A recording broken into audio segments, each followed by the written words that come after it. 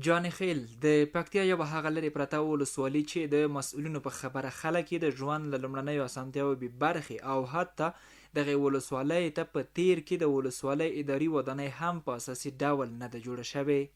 دا د جانخیل ولسوالۍ اداري تعمیر دی چې پکې خلکو ته خدمات وړاندې کیږي.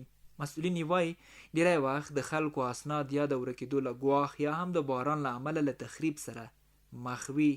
خو تازه یادې ولسوالۍ ته دغه اداري ودانۍ د کورنیو چارو وزارت لخوا په 3 پوړونو کې په اساسي ډول د نږدې 23 میلیونه افغانیو په لګښت جوړیږي چې ژر به ګټه اخیستنې ته وسپارل شي.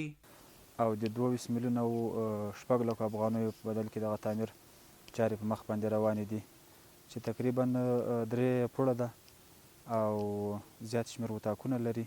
کارونه خو انشاءالله 95% تکمیل شوي دي او کم از کم 5% پاتې دي که نه، نو کم وخت کې به ګټې اخیستنې ته وسپارل شي.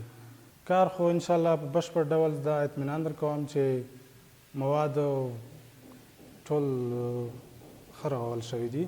د جانخیل ولسوالۍ مسؤلین د ودانۍ په جوړېدو خوښ دي. وایي دوی مخکې له دې چې ودانۍ نه درلوده نو د اسنادو د خوندي ساتلو په برخه کې له ګڼو ستونزو سره مخ وو چې د نوې ودانۍ په جوړېدو سره به یې ټول مشکلات حل او ولس ته به هم ډیری اسانتیاوې رامنځته شي.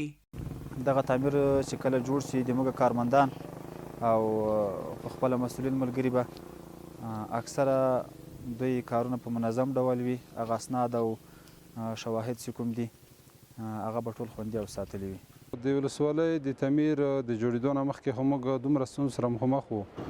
کومې ادارې کوم سامان چې و هغه سامان به چې ګنای موږ په یوه ځای کې حسابوي به بیا بل ځای کې و.